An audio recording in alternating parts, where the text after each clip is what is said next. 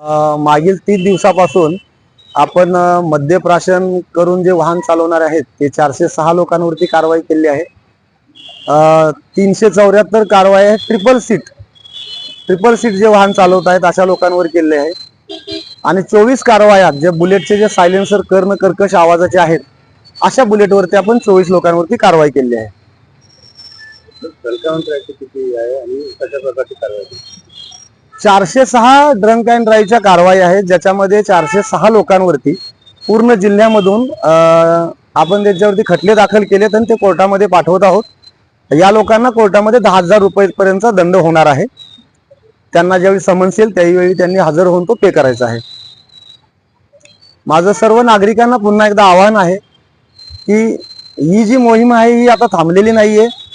नवीन वर्षात सुद्धा आपण कृपया दारू पिऊन वाहन चालवू नये आणि ट्रिपल सीट ही वाहन चालवू नये आणि जे सायलेन्सर कर्ण कर्कश आहेत ते तात्काळ आपण काढून घ्यावेत। या कारवाया ह्या इथून पुढे सुरू राहणार आहेत असं कोणी गृहीत धरू नये की फक्त वर्ष अखेरीसच ही कारवाई होती।